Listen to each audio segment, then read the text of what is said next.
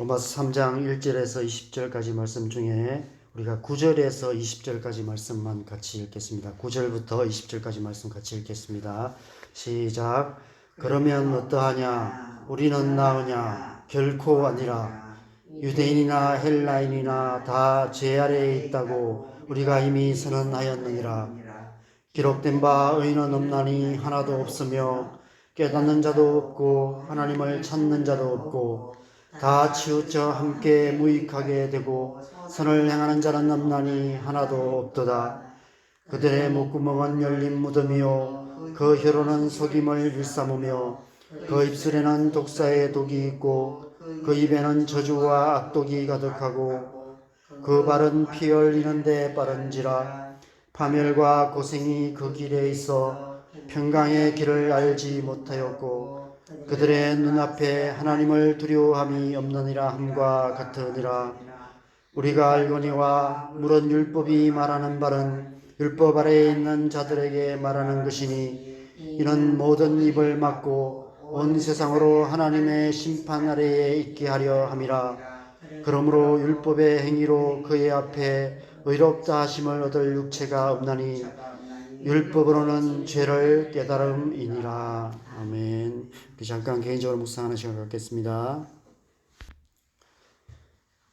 어리석은 자는 그의 마음에 이르기를 하나님이 없다 하는도다. 그들은 부패하고 그 행실이 가증하니 선을 행하는 자가 없도다.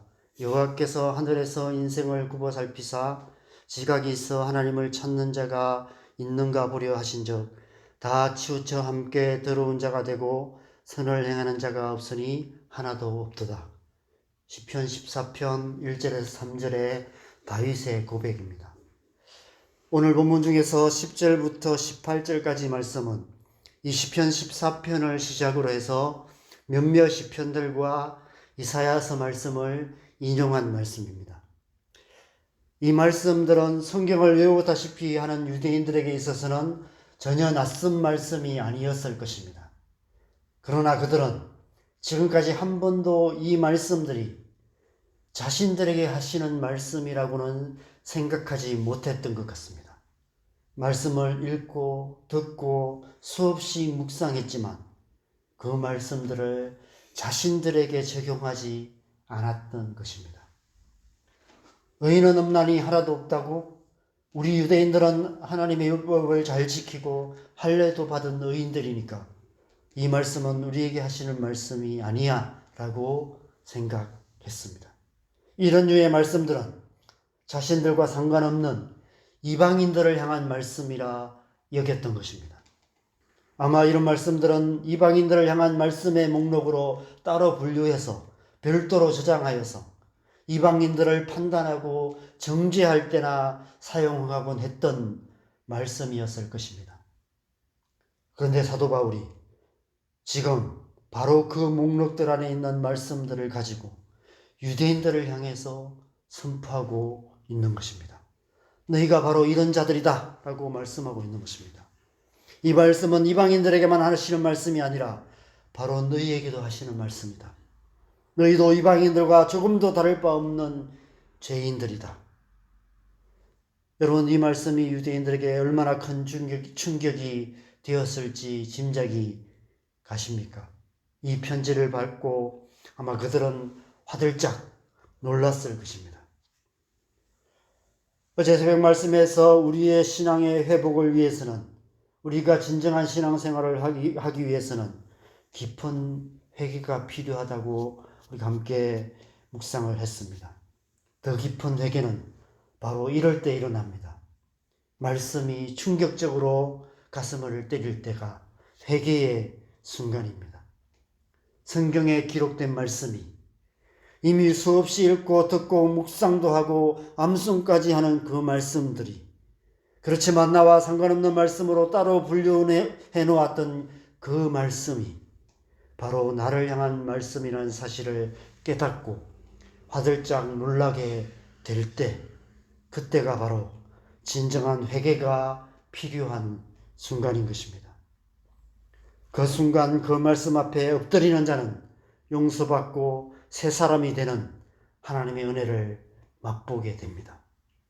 그러나 마음을 완악하게 하여 끝까지 회개하지 않으며 하나님의 은혜가 우리의 심령에 오지 못하도록 거부한다면 하나님의 능력의 말씀도 더 이상 우리의 삶 속에 아무런 영향력을 미치지 못하게 됩니다. 하나님의 은혜가 우리의 심령을 그냥 스쳐 지나갈 뿐 아무런 변화를 일으키지 못하는 것입니다. 그러면 그럴수록 우리의 심령은 더욱더 굳어지게 되고 결국 우리의 신앙은 껍질만 남은 않고 없는 찐빵 같은 맛없는 신앙이 되고 마는 것입니다. 여러분, 오늘날 우리는 신앙생활 가운데 수없이 많은 좋은 설교들을 듣고 있습니다. 마음만 먹으면 이 땅에 뛰어난 설교자들의 탁월한 설교들을 얼마든지 찾아서 들을 수 있습니다. 정말 좋은 말씀, 정말 뛰어난 설교를 하시는 설교자들이 많이 있습니다.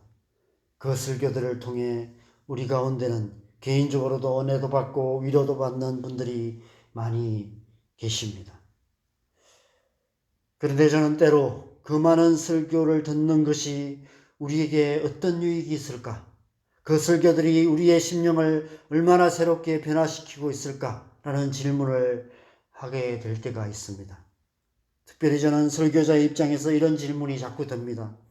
매주일 설교를 하고 이렇게 새벽마다 묵상 말씀을 나누는 것이 어떤 의미가 있을까? 제 설교를 듣는 성도들의 심령에 정말 의미 있는 변화들이 일어나고 있을까? 이런 질문이 생깁니다.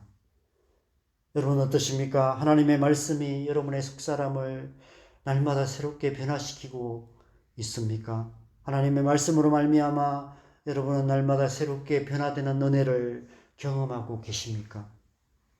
우리가 날마다 묵상하는 하나님의 말씀의 능력이 우리의 심령을 사로잡아서 하나님 앞에 무릎 꿇리는 그런 역사를 우리의 삶 속에 경험하고 계십니까? 성경에 기록된 하나님의 말씀이 설교자의 입에서 설교로 선포될 때 그 말씀이 비수처럼 우리의 심령에 꽂혀서 우리의 중심에 깊은 회개가 일어났던 적이 여러분의 삶 속에 얼마나 많이 있으셨습니까? 분명 과거의 삶 속에 그런 시간들이 많이 있었을 것입니다. 저도 돌아보면 설교를 듣다가 정말 회개하고 눈물 흘리고 그랬던 때가 있었던 것 같습니다. 그래서 오늘날 우리 교회 안에 또 제가 교회 생활하면서 또 사역자로 살면서 정말 하나님의 말씀 듣고 가슴을 치며 회개했던 경험들이 그렇게 많지 않은 것 같습니다. 그런 모습들을 보는 것이 참 이렇게 흔하지 않은 것 같다는 생각이 많이 듭니다. 말씀으로 말미암아 날마다 우리의 속사람이 새롭게 변화되는 그런 신앙생활을 회복해야 되지 않을까 이런 생각이 듭니다. 히브리서 4장 12절에 하나님의 말씀은 살아있고 활력이 있어 좌우의 날선 어떤 검보다 예리하여 혼과 영과 및 관절과 골수를 찔러 쫓기기까지 하며 또 마음의 생각과 뜻을 판단하니라고 말씀하고 있습니다. 과연 우리는 이 말씀의 능력을 얼마나 깊이 경험하며 살아가고 있는지 생각해 봐야 하지 않을까 싶습니다. 의인만이 하나도 없으며 모든 사람이 죄인이라는 이 하나님의 진리가 우리의 가슴에 꽂히는 주관적인 경험으로 우리의 심령에 고백되는 은혜가 있기를 소망합니다. 그 말씀을 기록하신 그 하나님의 손가락이 우리를 가리키는 순간 그 말씀이 바로 우리를 향한 말씀임을 깨닫게 되고 스스로 죄인이라는 사실을 고백하며 회개할 수밖에 없는 것입니다. 그런 회개의 은혜가 우리의 삶 속에 있어야 될 줄 믿습니다. 그 회개가 우리를 새 사람으로 변화시킵니다. 회개가 없이는 그 누구도 새 사람이 될 수 없습니다. 그리스도인다워지는 길은 다른 길이 없습니다. 지름길도 없고 왕도도 없습니다. 하나님의 말씀을 듣고 그 말씀 앞에 회개하는 길밖에 없습니다. 우리가 날마다 말씀을 읽고 듣고 묵상합니다. 그 말씀이 이 세상 그 누군가를 향해 하시는 말씀이 아니라 우리 남편, 우리 아내, 우리 자녀들에게 하시는 말씀이 아니라 우리 옆에 지체들 중 누군가를 꼭 꼬집어서 하시는 말씀이 아니라 바로 나를 향한 말씀임을 깨닫고 그 말씀 앞에 엎드려 하나님 앞에 회개할 때 그 말씀의 능력이 우리를 새롭게 해 주시는 것입니다. 말씀으로 말미암는 그 감격을 회복해야 된다는 생각이 많이 들었습니다. 오늘 새벽에 좀 일찍 일어나서 일찍 나와서 기도를 하는데 참 그런 말씀에 대한 감격도 많이 잃어버렸고 말씀을 사모하는 마음도 너무 많이 잃어버렸다 이런 생각이 많이 들었습니다. 좀 더 그 주제를 갖고 좀 더 깊이 기도해야 되지 않을까. 우리는 말씀 앞에 얼마나 하나님의 말씀은 똑같잖아요. 그죠? 하나님 여전히 동일한 말씀으로 말씀하고 계시고 하나님 말씀은 여전히 활력이 있고 능력이 있고 심령과 관절과 골수를 찔러 쪼개는 말씀입니다. 그 말씀은 지금도 역사하고 계시고 그 말씀으로 말미암아 변화되는 역사들이 수없이 일어나고 있습니다. 지금 이 시간에도 이 땅에 또 나가 일반 가운데 하나님의 말씀은 그렇게 동일하게 역사하고 계시는 것 같습니다. 문제는 우리의 마음이 너무 굳어져서 우리의 마음이 너무 말씀에 대해서 소홀해서 우리의 마음이 너무 말씀을 너무 그냥 객관적인 그냥 사실 정도로만 생각해서 그것을 그 말씀 앞에 깊이 나가지 않고 있기 때문이 아닐까 이런 생각이 듭니다. 그래서 그 말씀이 우리의 삶에 아무런 변화도 일으키지 못한 채 우리 발 앞에 수북히 그냥 쌓여만 가고 있지 않을까 이런 생각이 듭니다. 여러분 다윗이 어떻게 다윗이 되었는지를 기억해 보시기 바랍니다. 사무엘하 12장에 보면 우리 아내를 취한 다윗의 죄를 책망하러 온 나단 선지자가 비유를 통해서 다윗의 죄를 일깨우며 당신이 바로 그 사람이다 라고 책망할 때 다윗은 비로소 자신의 죄를 깨닫고 자복하고 회개하게 됩니다.